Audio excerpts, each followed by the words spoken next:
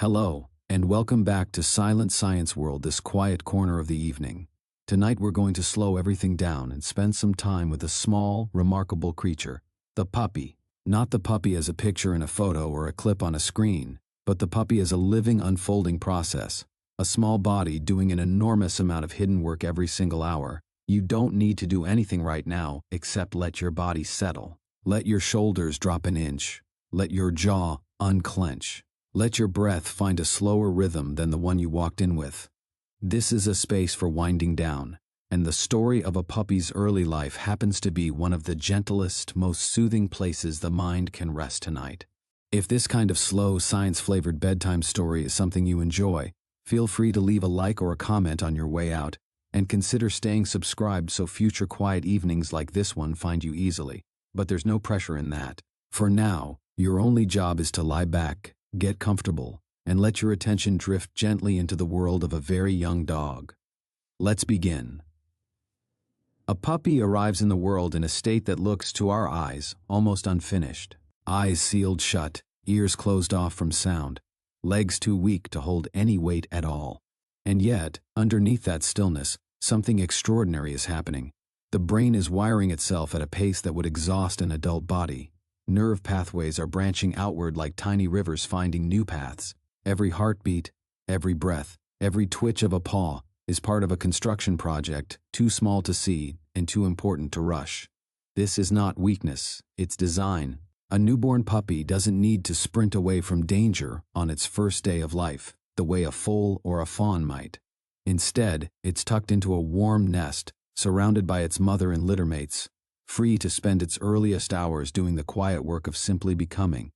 Sleep dominates these first days, and that's not laziness, it's necessity. While the puppy rests, the nervous system is sorting, strengthening, and preparing the next layer of ability. Long before a puppy can see a face clearly, it already knows its mother by scent. Smell is the first sense that truly works, and it works remarkably well from almost the very beginning. Tucked in close to its mother's body, a newborn puppy uses its nose to find warmth, to find milk, and to find safety. This isn't a small detail. It's the entire orientation system for a creature that cannot yet see or hear. A blanket that smells like home. A patch of fur that smells like mother. These scent signatures become the puppy's first stable facts about the world, long before anything else makes sense. Inside that tiny nose, scent molecules drift across specialized tissue and get converted into signals the brain can interpret. Even at just a few days old, those signals already carry meaning. Familiar smells settle the body. Unfamiliar smells spark curiosity or caution. A missing scent, the scent of a sibling who has been picked up and moved away, for instance, can cause noticeable unease. For a newborn puppy, the world isn't yet a series of images. It's a fog of invisible information, and the nose is the compass reading it. As the days pass, something quietly beautiful begins to happen. The puppy starts noticing faces, not understanding them the way a person would, but tuning in all the same, to eyes, to the angle of a gaze, to whether attention is pointed toward them or away. A puppy doesn't need language to sense that a soft look often comes before something good. A gentle touch, a warm voice, food, comfort. This isn't identical to human understanding, but it's a skill in its own right, refined across generations of dogs living closely beside people. The relationship between a young dog and the humans around it doesn't start with words. It starts with the simple, ancient act of looking at one another. Around the second week, a change many owners wait for finally arrives. The eyes open. It doesn't happen all at once, and it isn't as simple as a light switch flipping on. At first, the world through those newly opened eyes is blurry, dim, and full of vague shapes rather than sharp detail. Light and movement matter more than fine outlines in these earliest days of sight. The visual system, much like everything else, needs practice. A wobbling puppy blinking at a bright window isn't confused because something is wrong. It's simply in the process of teaching its brain how to translate light into meaning. Slowly, over days and weeks, shapes sharpen. Movement becomes easier to track. Faces, once fuzzy silhouettes, begin to resolve into something recognizable. Hearing follows a similar unfolding path. The ears, sealed at birth, gradually open to admit the world of sound. And what a world it turns out to be. Dogs can perceive frequencies far higher than the human ear will ever register. Sounds that vanish for us completely remain sharp and clear for a young dog. This sensitivity has old roots. Wild canine ancestors needed to detect the rustle of small prey, the distant call of a rival, or the faint change in the wind that might signal danger. In a puppy, that inherited machinery is still coming online, but the potential is already there, waiting. A creak in another room, a faraway whistle, a soft footstep upstairs. These may carry far more detail to a young dog's ears than we can imagine. Meanwhile, the sense of smell continues to develop into something almost impossible for a human to fully appreciate. Where we might glance at an empty patch of grass and see nothing at all, a puppy can find an entire layered history. Which animals passed through, how long ago, what the weather has been doing, who else has walked this way. Every doorway becomes a message left behind by previous visitors. Every walk becomes an investigation. This is why a puppy so often stops to sniff something for what feels like an eternity to an impatient human. It isn't wasting time. It's reading, in real time, an archive written in molecules too small and too faint for us to notice at all. The first months of a puppy's life form what researchers often call a sensitive period, a window during which experience leaves a particularly strong and lasting mark. Gentle handling, calm new experiences, and safe introductions to the wider world during this time can build a foundation of confidence that lasts a lifetime. This doesn't mean flooding a young dog with constant novelty. It means offering careful, well-paced introductions, a kind stranger, a soft brushing session, a short and calm car ride, a quiet visit to an unfamiliar room. When these small experiences are paired with comfort rather than stress, they teach the nervous system something valuable, that the world on the whole can be managed. Confidence doesn't come from forcing bravery. It grows slowly, through repeated small proof that nothing terrible happens. Even though thousands of years separate a modern puppy curled up on a couch from its wild ancestors, some of that older inheritance is still visible if you know where to look. The chase after a rolling ball echoes an ancient predatory sequence. The instinct to sleep pressed against another warm body reflects a history of group living. The obsessive interest in scent traces back to a lineage that survived, quite literally, by reading the land through the nose. Domestication changed dogs profoundly. It softened aggression, deepened cooperation, and rewired much of the relationship between dog and human. But underneath the softness, older patterns still hum quietly along. One of the more touching discoveries in recent science involves the chemistry of connection itself. When a person and a puppy look at each other with warmth, the human body can respond by releasing oxytocin, the same hormone deeply tied to the bond between a parent and an infant. This isn't some kind of manipulation on the puppy's part. It's a genuine biological pathway, triggered through eye contact, gentle touch, and simple affectionate attention. And remarkably, this effect seems to run in both directions. The person feels more connected, and the dog often becomes more engaged in return. This helps explain why caring for a young dog can feel so emotionally powerful, even on the more exhausting days. The bond isn't only sentimental, it's chemical, it's physical, it's rooted in a shared loop of trust that quietly rewires both species' nervous systems, one gentle glance at a time. Let's turn now to something almost everyone notices but few think much about: a puppy's first set of teeth. Those early teeth are famously, almost comically sharp, needle-like points that seem entirely out of proportion with such a soft little face. That sharpness makes sense once you consider the size of the jaw they're working with. Small, narrow, pointed teeth allow a puppy to begin exploring solid textures and soft foods before the jaw has grown into anything resembling adult strength. And explore they do. With mouths, since a puppy's world is investigated as much through biting and nibbling as through sight or scent. Because the jaw muscles are still weak and undeveloped, a young puppy genuinely doesn't know at first how much pressure is too much. That lesson arrives gradually, through feedback. A littermate yelps and stops the game. A person calmly redirects an overeager mouth toward a toy instead of a hand. Over time, through this steady stream of small corrections, the puppy learns to soften its bite, a skill that will matter enormously later once those teeth are attached to a fully grown jaw. In a strange way, those tiny, uncomfortable puppy bites are teaching one of the most important social skills a dog will ever learn: A puppy typically grows around 28% of these temporary teeth before adulthood, arriving in stages that roughly track the puppy's growing curiosity and mobility. These baby teeth aren't simply a smaller preview of the adult set. They hold space in the jaw, support early chewing, and help the puppy transition away from complete dependence on milk. Then, usually within the first several months, the permanent teeth begin their slow takeover. Beneath the gums, adult teeth push upward, and the roots of the baby teeth are gradually reabsorbed, loosening them until they fall out, often swallowed without anyone noticing. This transition can leave gums feeling tender, which is part of why chewing tends to intensify during this stage. The behavior isn't mischief. It's the body seeking relief and, at the same time, gathering information. Because for a puppy, the mouth is a research tool every bit as important as the eyes or the nose. Much of a puppy's earliest education doesn't come from a person at all.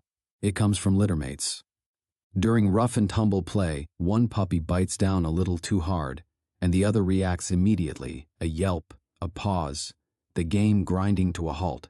The lesson lands instantly and clearly. Too much pressure makes the fun disappear.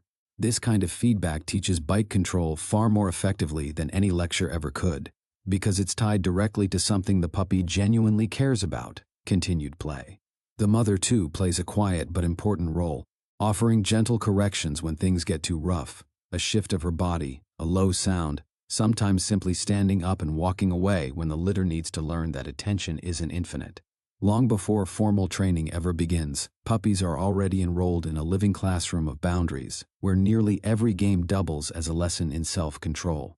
Communication, too, begins early, and it begins with the whole body, not just the mouth. Consider the tail. A young puppy's first wags can look clumsy and uncertain, often mixed in with an entire wiggling body rather than isolated to the tail alone. As the puppy matures, that same simple motion becomes part of a much richer language. Speed, height, stiffness, and direction can all shift the meaning entirely. A loose, sweeping wag during a happy greeting reads very differently from a tight, high wag during an uncertain encounter with something unfamiliar. This is exactly why the tail should never be read in isolation. The ears, the posture, the eyes, the overall tension or looseness of the body all contribute to the full message. Watching a puppy learn to use its tail is a little like watching the first rough draft of an entire language. The body is speaking before the mind has fully mastered the vocabulary. Beyond the tail, a puppy's entire posture becomes a running commentary on its internal state. A forward lean can signal interest. A lowered body can suggest caution. A loose, curved stance often invites play, while sudden stillness may mean the puppy is quietly processing something important happening nearby. Even subtle shifts in weight matter. A puppy that creeps closer and then retreats a step is gathering courage in small, careful increments. Learning to notice these earlier, quieter signals, rather than waiting for a bark or an obvious reaction, can transform how a person understands and responds to a young dog. The body tells us, often well before anything louder does, whether a puppy is ready, overwhelmed, relaxed, or unsure. Sleep itself deserves far more appreciation than it usually gets. A napping puppy can look wonderfully dramatic, paws flickering, whiskers trembling, tiny muffled sounds slipping out now and then. These movements aren't random, they likely play a genuine role in development. During this early stage of life, the nervous system is still mapping the body, and these sleep twitches may send feedback from the limbs back to the brain, helping refine control before the puppy is even fully awake to test it out. Coordination doesn't arrive all at once. Crawling becomes walking, walking becomes running, running eventually becomes leaping into games with startling confidence. The twitching, wriggling nap isn't simply a cute quirk. It may be part of how the brain quietly learns where the paws are and how the muscles will one day respond with grace. There's reason to believe dreaming, in some form, begins remarkably early too. Young puppies spend an unusually large portion of their sleep in an active stage associated with dreaming in adult animals. Bursts of brain activity, shifting breathing patterns, small vocal sounds, faint paw movements. We can never truly know what a puppy's inner dream life looks like, but the body offers hints that something is happening beneath that peaceful surface. Given how much new information a young dog absorbs in a single day, New smells, new textures, new faces, the effort of learning to move. It makes sense that sleep would help organize that flood of experience into something the growing brain can use. This is one reason why waking a sleeping puppy purely for entertainment isn't a harmless interruption. Rest, in puppyhood, is part of the work. While the senses and the nervous system race ahead, the body itself often lags a little behind in comically endearing ways. Many puppies pass through an awkward stage where their paws look far too large for the rest of their frame. This isn't a flaw, it's simply uneven growth. Bones, muscles, and connective tissue don't all develop at the same rate, and because the paws must eventually support the full weight of an adult dog, they tend to grow ahead of schedule, while the chest, legs, and overall coordination are still catching up. The effect tends to be especially noticeable in larger breeds, where a young dog can look loose-limbed and slightly off balance for months at a stretch. Watching a puppy trip over its own oversized feet is really watching a body still under construction. The frame lengthening, the balance system recalibrating, the muscles slowly learning their new proportions. Coat color, too, is rarely a fixed and finished thing at birth. In many breeds and mixes, color continues shifting as the puppy coat is gradually replaced, as pigment develops, and as inherited genetic instructions slowly reveal themselves over time. A dark puppy may lighten, a pale puppy may deepen into richer tones. New shading can appear along the ears, the back, or the tail as the softer baby coat gives way to something more permanent. This can genuinely surprise owners who assumed they already knew exactly what their dog would look like as an adult. The transformation isn't merely cosmetic. It's a visible sign of ongoing development, written quite literally into the skin and hair follicles, revealing hidden genetic instructions that were present from the very beginning, but simply hadn't had time to show themselves yet. Some breeds carry particularly dramatic examples of this. Dalmatian puppies, for instance, are famously born almost entirely white, without the bold spotted pattern people instantly associate with the breed. Those markings emerge gradually as pigment develops in the growing coat, often becoming visible within the first few weeks and continuing to develop as the dog matures. Each dog's resulting pattern is arranged in its own individual way, essentially a signature written in pigment. Certain curly-coated breeds can shift shade entirely as they age, some darkening, others softening into lighter, silvery tones over months or even years. And in breeds known for striking blue eyes at birth, that color is often not permanent. As the iris continues developing and pigment increases, the eyes may deepen toward brown or amber, or in some cases settle into a partially mixed color, or even remain differently colored between the two eyes entirely. A harmless and often strikingly beautiful variation caused by uneven pigment distribution. Not every puppy grows at the same pace either. Breed background plays an enormous role in shaping the rhythm of development. Smaller companion breeds often reach much of their adult size within the first year of life, arriving at physical maturity relatively quickly. Larger, heavier-framed breeds, by contrast, may continue filling out for a much longer stretch, sometimes well past their first birthday. This isn't only about final height. Bones must lengthen, muscles must strengthen, and the body must gradually learn how to carry an ever-changing frame efficiently. For giant breeds especially, growing too quickly can place real strain on bones, cartilage, and joints that are still forming. The goal for these larger puppies isn't rapid growth. It's slow, steady, well-supported development that allows the skeletal architecture to strengthen in the correct order. A young, large-breed dog can look deceptively sturdy and mature long before its growth plates have actually finished their work, which is exactly why patience and careful management matter so much during this stage. At the far ends of the size spectrum, the contrast becomes almost hard to believe.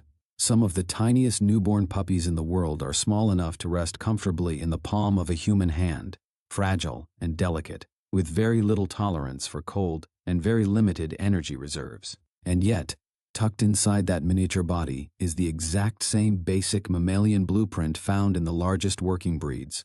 A beating heart, working lungs, the same fundamental drive to nurse and grow. Meanwhile, other breeds are destined to become some of the tallest dogs on earth, and their growth can be almost dizzying. To witness a puppy small enough to be carried in someone's arms can, within a single year, become tall enough to rest its head comfortably on a tabletop. That speed of physical change doesn't mean the mind matures at the same pace. A towering young dog may still very much have the mind of a puppy tucked inside that rapidly growing body, which is part of why patient, careful guidance matters just as much for the largest breeds as for the smallest. Throughout all of this growth, certain vulnerable areas deserve particular gentleness. Near the ends of many developing bones sit regions of cartilage where new bone is actively being produced. While active, these growth plates are notably softer and more vulnerable than fully hardened bone. Repeated hard impacts, awkward jumps from height, or rough collisions during this window can place unwanted stress on structures that simply aren't finished yet. This doesn't mean puppies should be kept motionless. Movement is essential for building strength and coordination. It simply means matching activity to the puppy's age, size, and stage of development, favoring shorter outings, varied surfaces, and plenty of natural breaks over long, repetitive, high-impact sessions. A young dog's enthusiasm can easily outpace what its still-forming skeleton is ready to handle, and protecting those quiet construction zones now helps support a comfortable, capable adult body later. Movement itself is worth pausing on, because so much of it is being learned in real time. Watching a puppy charge exuberantly across a room and nearly trip over its own feet is more than simple comedy. It's a nervous system actively learning to coordinate speed, balance, vision, and muscle control, all at once. In a young puppy, that system is still being calibrated. The legs may be growing faster than the coordination needed to control them. The body may lean too far into a turn. The mental signal to stop may arrive a half-second later than intended. Every stumble becomes useful information, feeding back into a brain that's steadily improving its timing and prediction with each attempt. That wild little dash across the living room floor isn't just play, it's a living rehearsal for the smooth, capable movement of the adult dog still being built. Stairs offer a particularly interesting example of this learning in action. To an adult, a staircase is nothing at all. To a puppy, it's a genuinely complicated puzzle of height, depth, timing, and nerve. Each step demands that the young dog judge distance accurately, lift its paws in the correct sequence, shift its weight forward carefully, and avoid tipping. Descending tends to be harder than climbing, since going down demands more precise control and confidence. A puppy pausing nervously at the top of a staircase isn't being stubborn. Its brain is genuinely calculating an unfamiliar kind of movement, estimating the drop, preparing the muscles, anticipating the landing. Patient, unhurried guidance through this small household challenge teaches something far bigger than simply how to use stairs. It teaches the puppy to trust its own body, even when the world suddenly rises, falls, and asks something new of it. Vocal communication develops on its own gradual timeline as well. A very young puppy's first attempts at barking often sound thin, squeaky, or slightly uncertain, as though the body is testing an instrument it has only just discovered. This makes sense, since the throat, chest, and breathing muscles involved are all still maturing.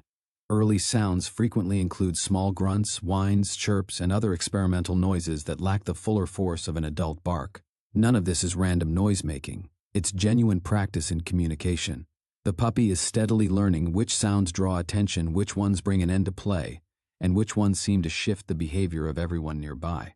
Over time, the voice deepens, strengthens, and gains purpose, though every dog ultimately keeps its own individual style, some becoming sharp, alert callers, others deep and occasional, some staying surprisingly soft their whole lives. Whining, in particular, often serves as one of a puppy's earliest and most effective survival signals. Long before a puppy can run for help or bark with any real force, it can produce a small sound that's remarkably difficult for a caregiver to ignore. That whine might signal cold, hunger, separation anxiety, discomfort, or simply a need for closeness. Its power lies precisely in its vulnerability. It carries urgency without a hint of aggression, drawing the mother back toward her young, and, in a human household, often drawing people in the exact same way. As the puppy matures, the meaning of this sound can widen considerably. A request to have a door opened, an expression of frustration, or a signal of uncertainty in an unfamiliar situation. In its earliest and purest form, though, this small sound functions as a genuine lifeline calling for care across the short but critical distance between danger and safety. A young dog also learns a great deal simply by watching others, not only people, but other dogs as well. An older, calmer dog approaching a doorway without hesitation or investigating a strange new object with total ease, becomes a kind of living demonstration.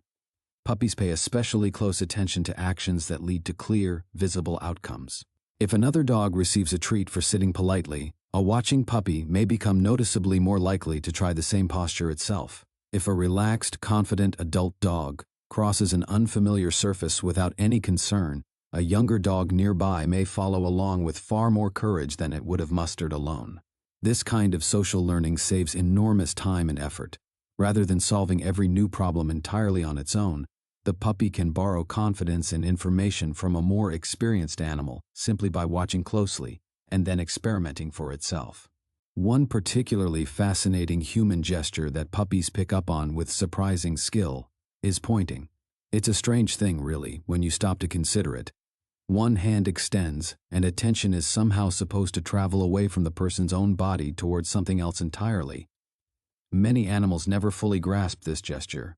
Puppies, remarkably, often do. A young dog may follow a pointing finger and discover a hidden toy, a treat, or an open doorway on the other end of that gesture.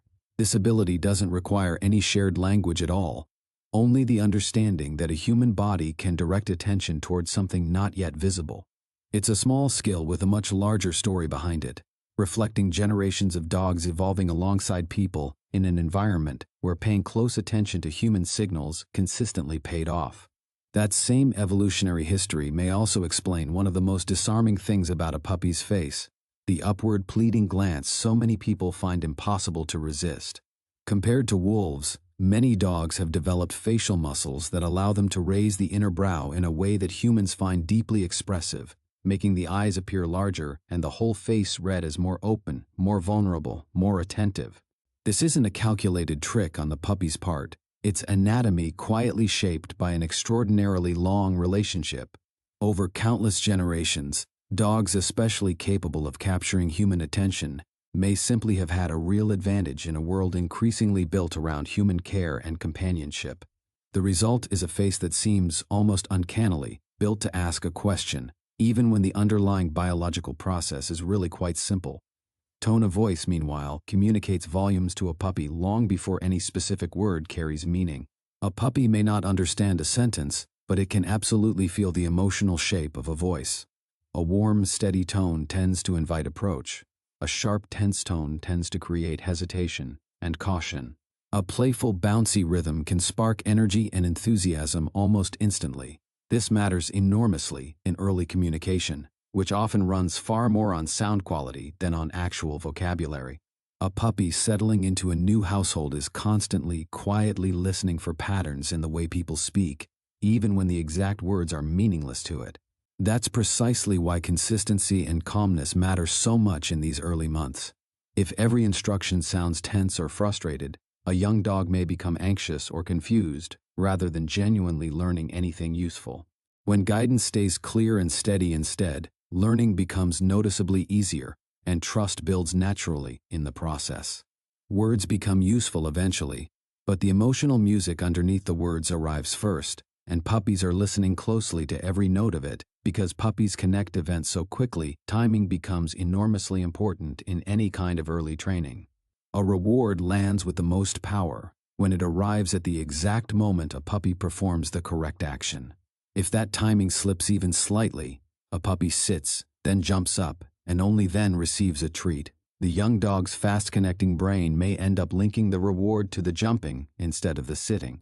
This is why so much careful attention gets paid to precision in early training. A puppy's brain is remarkably good at linking action to outcome, but it needs a genuinely clear connection to work with. A consistent marker sound, a particular word, or a small clicking noise can help pinpoint the exact correct behavior before the actual reward arrives, turning the whole process into a clean, understandable signal. In that small, careful gap between action and reward, an entire education quietly takes shape. Even something as simple as a puppy's own name follows this same pattern of learning. A name starts out as nothing more than an arbitrary sound. It only gains real meaning because something important consistently follows it. The puppy hears the sound, and then a person looks over warmly, offers a treat, invites play, or simply gives attention. After enough repetitions, That particular pattern of noise becomes personally significant to the puppy. This is a different kind of understanding than a human grasping their own name as identity. It's a practical, learned signal that reliably predicts engagement and connection. Teaching a name works best when the sound stays consistently positive. If a puppy hears its name mostly right before being scolded, the word itself can lose its inviting power. If it consistently predicts attention and good outcomes instead, it becomes a genuinely bright welcome cue in the puppy's daily environment. Beyond formal training, puppies learn an enormous amount simply through unstructured, everyday exploration. And much of that exploration happens through the mouth. Unlike human hands, which are extraordinarily precise tools, a puppy's paws are built more for movement than for detailed manipulation. The mouth becomes the primary tool for investigation instead. Through lips, tongue, and gentle jaw pressure, a puppy can determine whether something is soft or hard, movable or fixed, tasty or entirely uninteresting. This behavior can certainly be inconvenient for the humans living alongside a curious young dog, but it's completely normal. A puppy simply doesn't come preloaded with the knowledge that a table leg and a chew toy belong in entirely different categories. It has to discover that distinction through hands-on experience and gentle guidance. This is exactly why management matters so much during this stage, keeping safe, appropriate objects easily available while keeping tempting but unsafe items out of reach. Exploration is going to happen regardless. The real question is simply what the puppy gets the opportunity to learn from it. Even the simplest household objects can become surprisingly rich learning tools during this stage. A plain cardboard box, for instance, offers texture, sound, shape, resistance, and genuine possibility, all at once. A puppy can sniff it, step cautiously inside it, push against it, chew gently at an edge, or listen with obvious fascination to the hollow rustling sound it makes. Each small interaction provides useful feedback.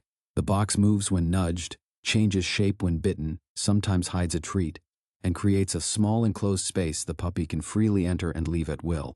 This kind of low-pressure, safe enrichment quietly builds confidence and problem-solving ability, giving a young dog a place to experiment without any real stakes attached.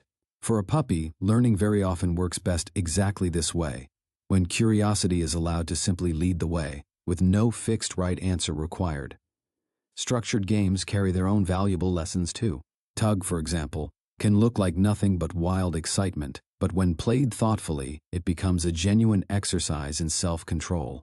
A puppy learns to grip the toy rather than a sleeve or a hand, to release on request, and to understand that the game restarts after cooperating rather than ending forever. This built-in rhythm is powerful precisely because letting go doesn't end the fun. It simply brings the fun back around again. Teaching a young dog that control itself can be genuinely worthwhile. Fetch offers a similarly valuable, if messier, lesson. Long before it looks like a polished trick, fetch is really a chaotic physical education in coordination, tracking a moving object with the eyes, adjusting running speed on the fly, learning to grab an item cleanly without stumbling, and eventually working out what to do with it once it's been caught. Many puppies chase enthusiastically, but prefer to simply keep their prize rather than bring it back right away. And that's not failure at all. It simply reveals which part of the sequence is already naturally rewarding on its own, with the return portion often needing to be taught separately by making that part of the game valuable too. Body language during rest and play reveals just as much as active movement does. Consider licking, which can genuinely mean several different things depending entirely on context. Licking a person's hand right after a warm greeting often reflects simple affection. Licking a brand new object usually signals investigation rather than emotion at all. Quick, repeated lip licking during a tense moment can actually signal unease rather than affection. And licking that consistently earns attention from a person may eventually become a learned habit simply because it reliably works. This variety is exactly why the behavior shouldn't be reduced to one single explanation. A puppy's tongue functions as a small, flexible messenger of its current internal state, and reading it accurately requires paying attention to everything surrounding it. Rolling over carries a similarly layered meaning. When a puppy flips onto its back, people often assume it's a straightforward request for a belly rub, and sometimes that's exactly right. But the same posture can also show simple comfort around a familiar person, an invitation to keep playing, or, in some cases, a puppy feeling a bit unsure and instinctively trying to reduce tension in a stressful moment. Since this position exposes genuinely vulnerable parts of the body, it deserves to be read with real care rather than assumed.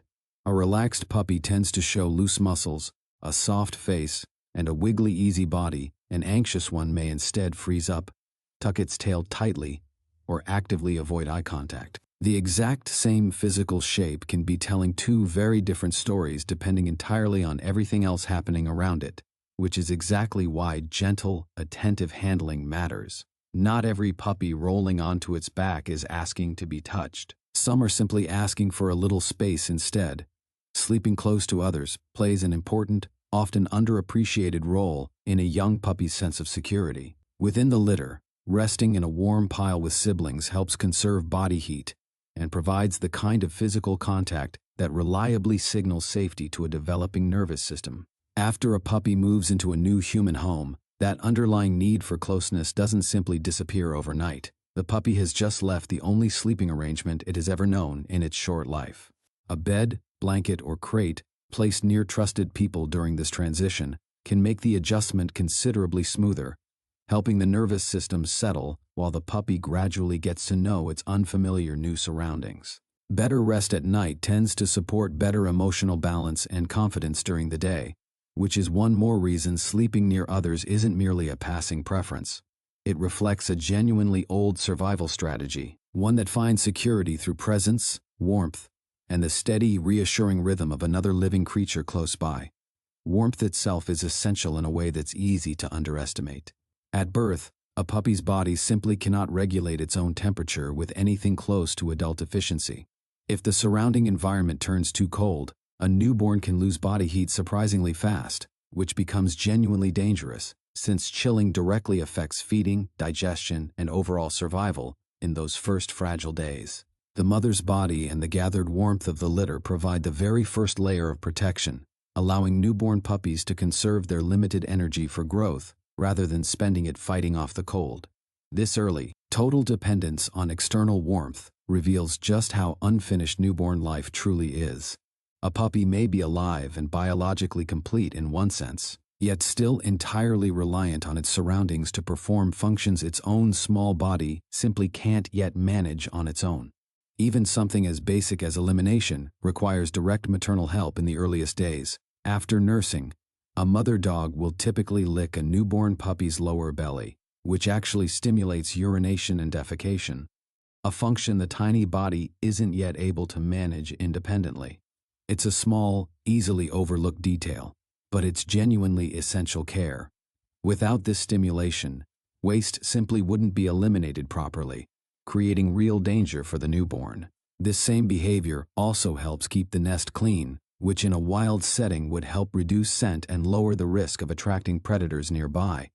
Domestic life has softened the surrounding environment considerably, but the underlying biology hasn't changed one bit. A mother isn't simply grooming her puppies out of instinct. She's actively performing a function their immature bodies aren't yet capable of handling themselves. A powerful reminder of just how deeply motherhood is woven into basic survival at this stage. Before a puppy can walk at all, it can still move with real purpose. That earliest movement, usually a slow, awkward crawl, has a clear underlying goal: warmth. Because temperature matters so enormously to a newborn survival, the tiny body is instinctively tuned to seek it out.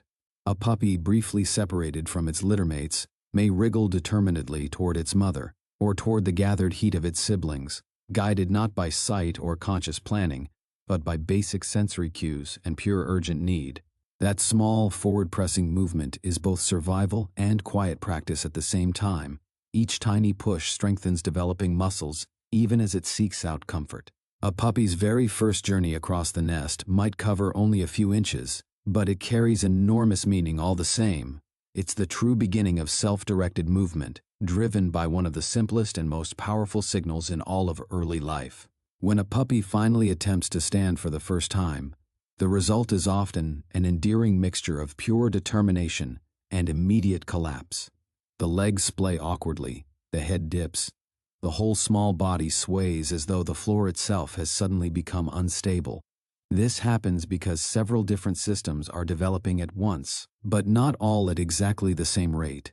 Muscles need to gain real strength, nerves need to sharpen their timing, and the inner ear needs to contribute properly to balance, all while the brain works out how to coordinate 4 limbs attached to a body that keeps physically changing shape underneath it. At first, simply standing upright counts as a genuine victory. Then come a handful of wobbly, uncertain steps. Before long, the same puppy can cross a small room with noticeably growing confidence. Every wobble along the way isn't failure. It's visible learning in real time, with each stumble feeding fresh information back into a rapidly improving nervous system.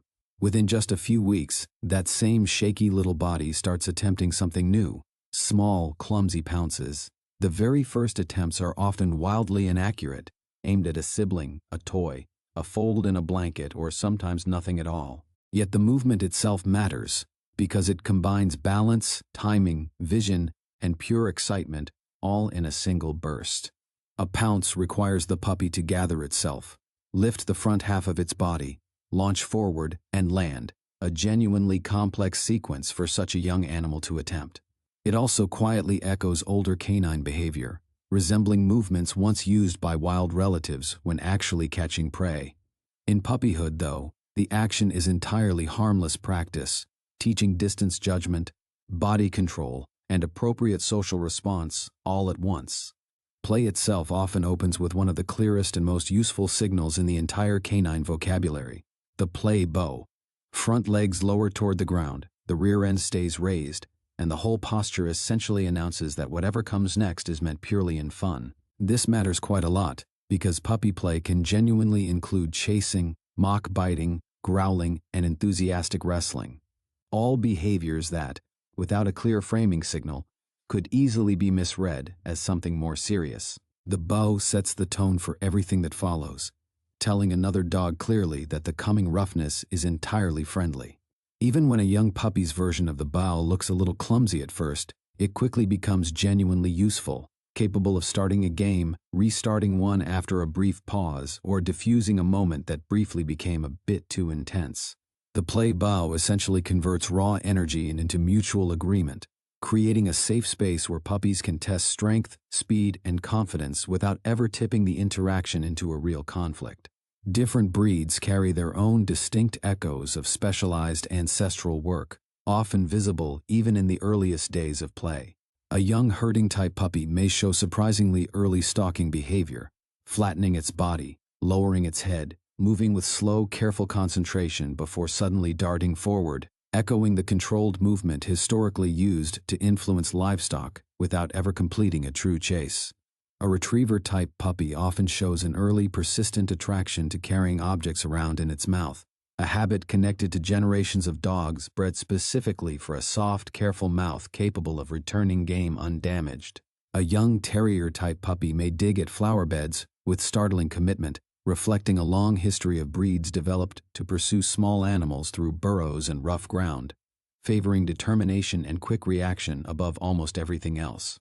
And puppies from breeds bred for cold climates often carry visible physical adaptations even while still very young: dense undercoats, protective outer hair, compact ears, and sturdy paws, all inherited features that once helped their ancestors conserve precious heat while traveling or resting through freezing conditions. None of these traits mean a puppy is somehow difficult or destined for trouble.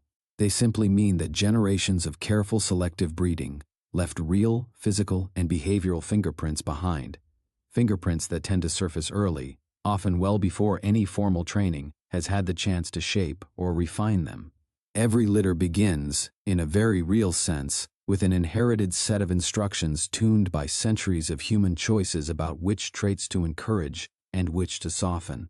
This is precisely why understanding a bit about a breed's working history can help an owner anticipate a young dog's needs, while still remembering that every individual puppy, regardless of breed, remains entirely its own unique animal underneath all of that inherited history.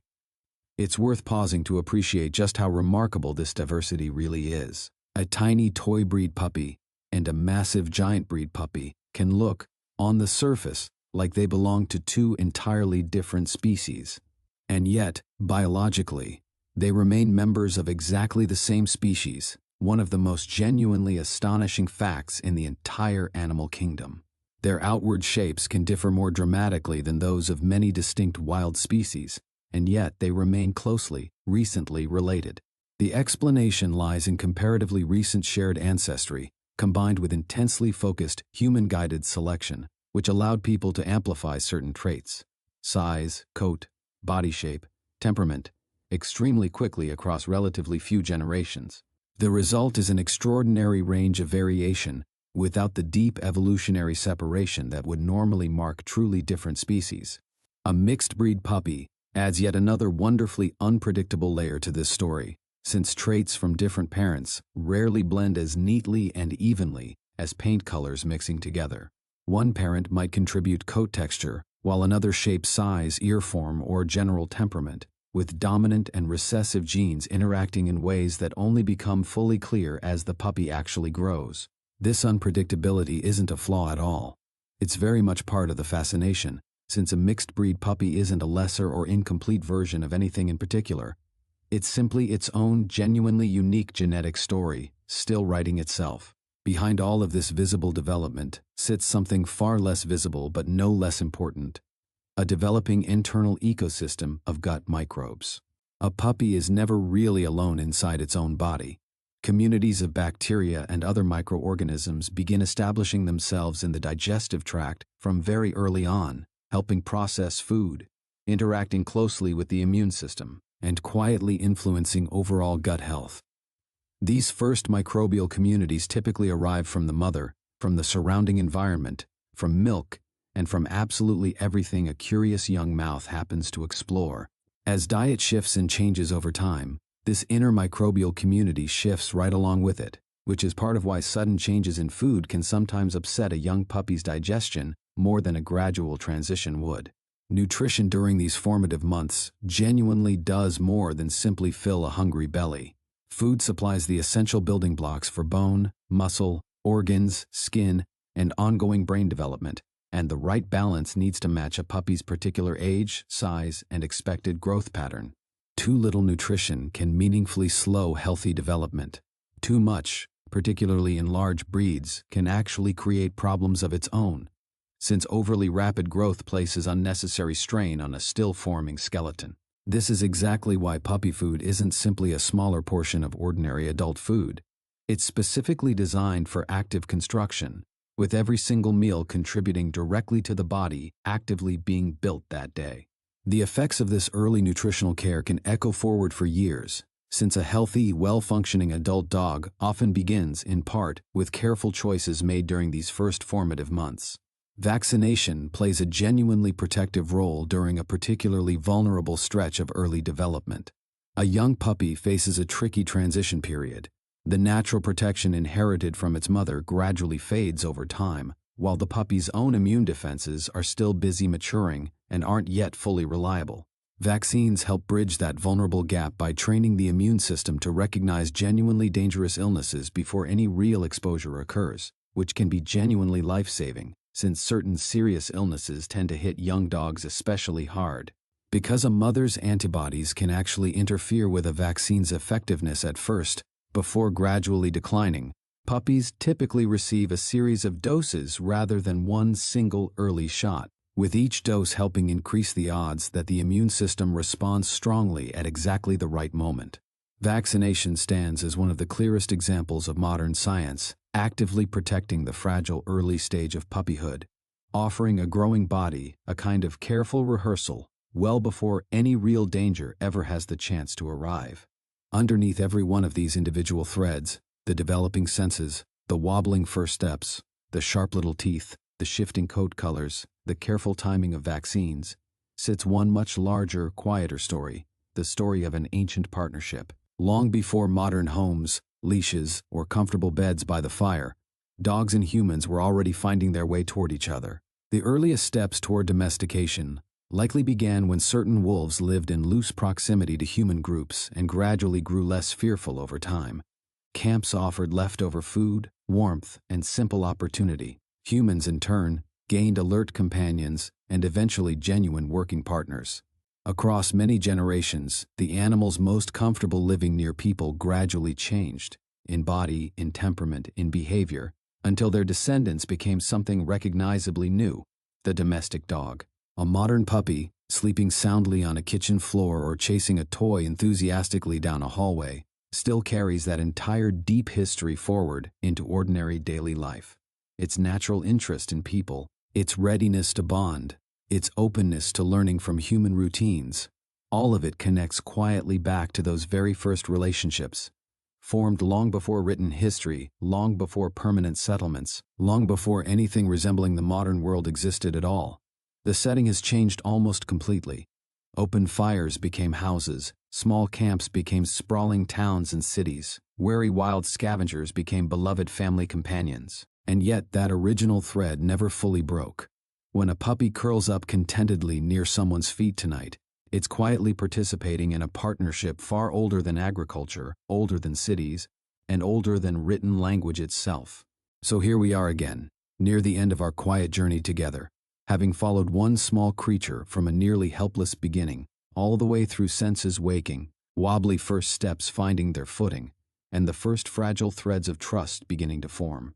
We've watched tiny bodies grow gradually into themselves, paws a little too big, ears still deciding exactly how they want to sit, minds patiently learning the shared rules of trust and connection.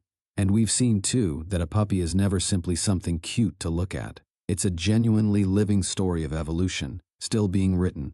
Inside every clumsy pounce lives a distant echo of far older instinct.